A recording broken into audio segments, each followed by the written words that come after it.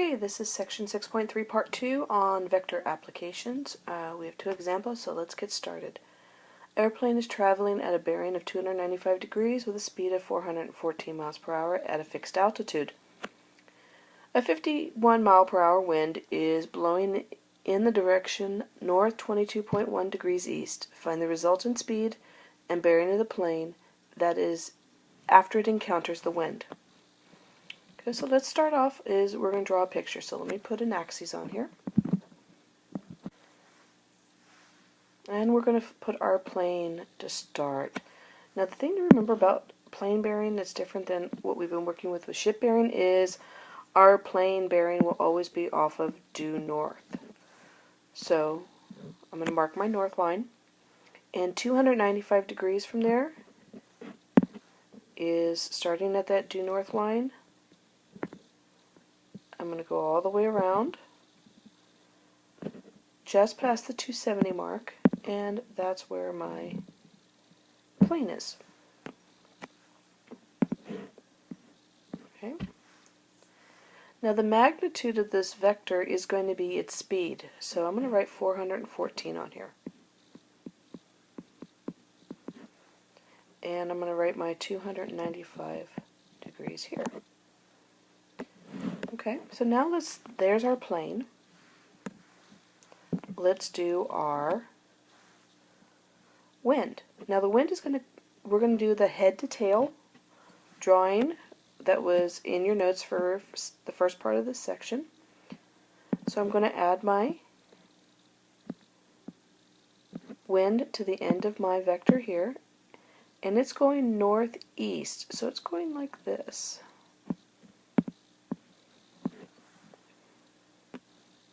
Okay, at 22.1 degrees. And its speed is 51. Now my resultant vector is from where my starting one is, and I'm going to change the color here, something that's a little brighter so it's easier to see, to where I am ending up. And this is my resultant.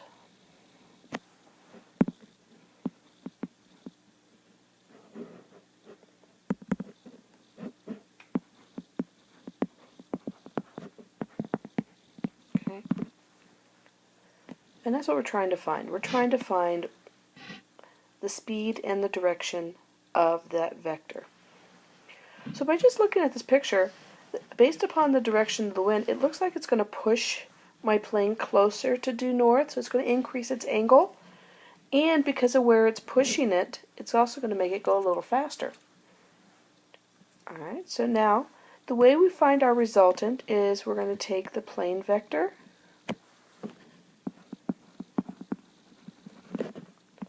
plus the wind vector, and that's going to give me my resultant vector.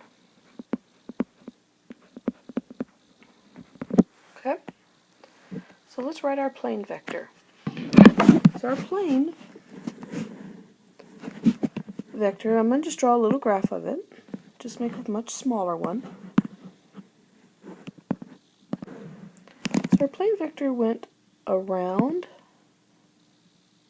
here, and it was going up in this direction. Now we're not going to want to use that 295 degrees. We want to use the reference angle. Now what a reference angle is it's the acute angle from my vector down to that x-axis. So I need to find that angle right there, and the way I'm going to do it is I'm going to take the 295 minus 270, and that gives me 25 degrees. So to write my vector for my plane, I'm going to use the speed of the plane, which was 414 miles per hour, and I'm going to write this in component form. So I'm going to use my components. And now my horizontal component is going to be my cosine. And if I look, since I'm in the second quadrant, cosine is negative, so it's going to be negative the cosine of 25, comma, my vertical component is my sine, so that's going to be the sine of 25. Okay, so there's my plane. So if I distribute the 414, I get negative 414 cosine of 25, comma 414 sine of 25. Alright, so there's my vector for my plane. Now let's do my wind. Same thing, I'm going to put a graph on here. Now my wind is off of the north by east, so it's done very similar to we did our ship bearing. So we're going to go off our north-south line, which means it's going to go this direction. And so this is the 22.1 degrees. But just like my plane, I want the reference angle. So I want the angle from my vector down to the x-axis. So to find that, I'm going to subtract 90 degrees and that 22.1, and it gives me 67.9. Setting up my vector the same way, my speed is 51 miles per hour. This time both my horizontal and my vertical are in the first quadrant, so they're both positive. The cosine is 67.9, comma, the sine is 67.9. And again, that's going to equal my resultant. I'm now just going to abbreviate that R. Distribute. So 51 cosine of 67.9, 51 sine of 67.9 equals R. Now, we're going to need our calculators, and we're going to put these two vectors together. So we're going to add the cosines for both together, and we're going to add the sines together. Remember to close your parentheses after you do the first cosine. When you go in to type in that 25, your calculator is automatically going to give you a left parenthesis. Make sure you close off that right parenthesis as well. And you're going to need to store both the horizontal and the vertical components. Okay, so if I add these together, I get negative 414 cosine of 25 plus 51 cosine of 67.9, comma, 414 sine of 25 plus 51 sine of 67.9. Okay? So use your calculator and get those results. Check your answer with me in just a minute. Okay, so there should be your resultant vector. And I hope you caught the fact that I told you needed to store these values in your calculator. Now, how you stored them is up to you. I stored this first one as my x coordinate. I stored this in x, and I stored this one in y. And it's up to you whichever way you want to do it. You can do a and b, you can do x and y. It doesn't really matter. Okay? So now that I have my resultant, I can now find its magnitude. So the speed of my plane is going to equal that magnitude of r. And that's going to be the square root of that negative 356.0239 squared plus the 222.2169 squared. Alright, and so what's the speed of our plane? Type that in the calculator and check your answer with mine. Alright, you should have got 419.6825 miles per hour. So if we look at our original speed was 414, our plane is going a little bit faster. Now we need to find our bearing. So what we're going to do is we're going to use our resultant vector, and we're going to find our theta. Now, going back to my original picture, that theta is actually going to be the reference angle from that blue vector, my resultant vector, down to the x-axis. So that's what I'm going to find first. So this is going to be my theta that I want. And I'm going to use the absolute value of tangent, tan to the minus 1. And the reason is since I know it's always going to be an acute angle, I want my tangent value positive. And then I can use it the way I need to afterwards. So it's going to be the y over the x, or whatever you stored, the vertical component over the horizontal. And that gives me an angle of, if I type that in my calculator, 9708 degrees. Now again, that's my reference angle. But my plane bearing has to be from due north. And so it depends upon my quadrant. I'm in the third quadrant. I can verify that by looking at my resultant vector. My horizontal is negative, my vertical is positive, so it's like looking at your x as being negative, your y is positive, so you're in that second quadrant. When you go to find your bearing, and I'm going to just draw a little graph here, it's on your notes, but I want you to just see, it depends upon that quadrant. Since you're coming off of due north,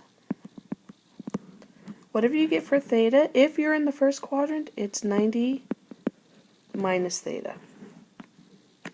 If you're in the second quadrant, it's going to be 90 plus theta, because now you've got that 90 degrees from quadrant 1, now, and then your reference angle.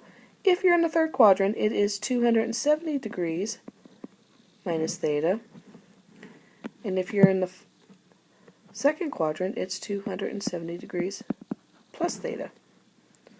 So we're in that second quadrant, so we're going to add 270 degrees to my theta.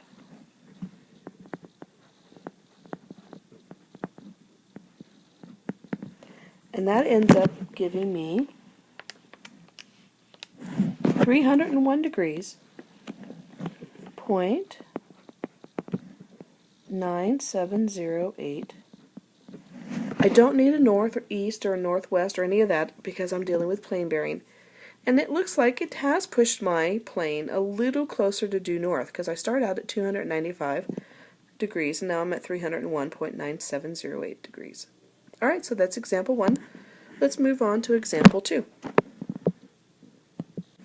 Okay, for example 2, I have an airplane that's traveling at a bearing of 217 degrees with a speed of 508 miles per hour at a fixed altitude. A 48 mile an hour wind is blowing from the direction of south 53.7 degrees east. Find the resultant speed and bearing of the plane after it encounters the wind. Okay, so if I put my plane vector on here, I am going at 217 degrees, so that means I am going, this is 180. 217 is going to be about there. Okay, so there's my plane.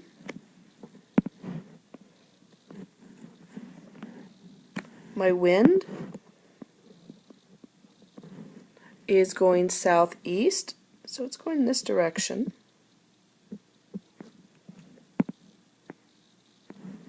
At 53.7 degrees. So that puts my resultant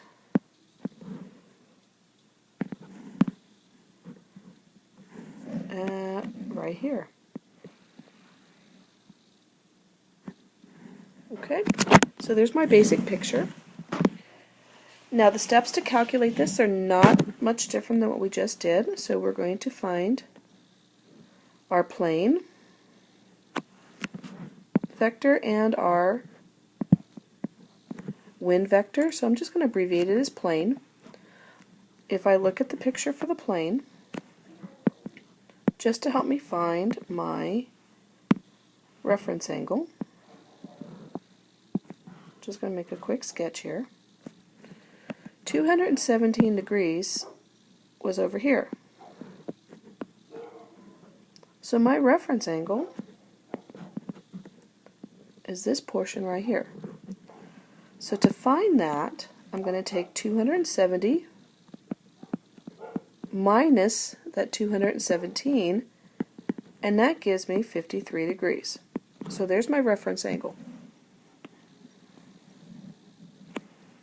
Now, because my reference angle, or my vector, is in the third quadrant, both sine and cosine are negative, so my vector will be 508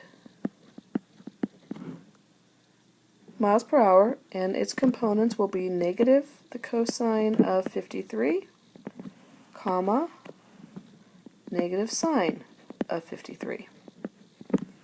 Okay? Now let's do the wind. Same thing, let's graph it. My wind is going southeast, so that's this direction, from here to here, and that is the 53.7.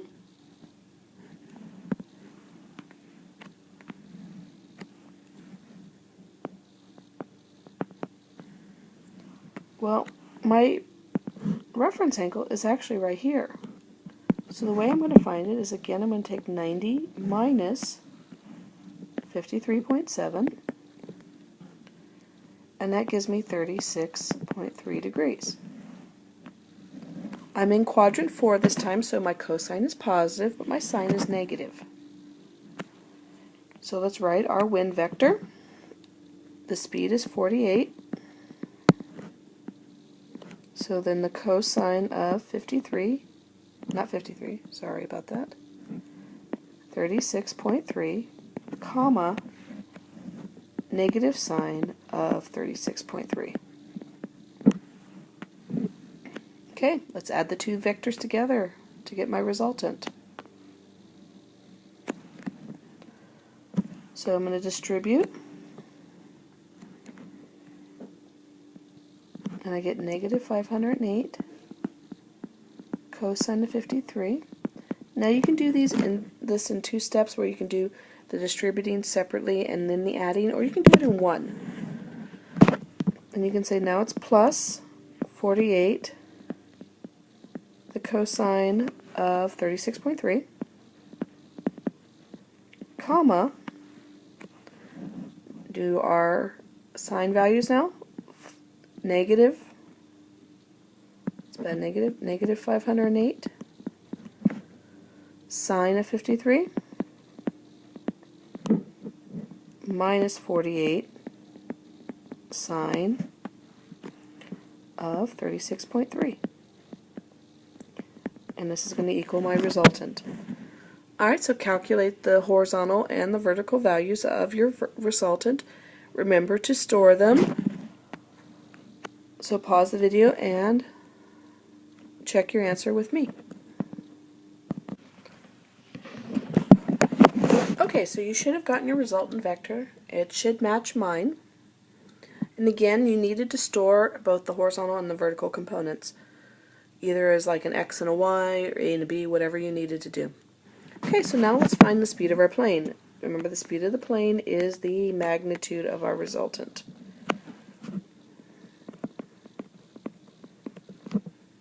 And that's going to be the square root of each part of my vector. So negative 267.0374 squared plus negative 434.1234 squared.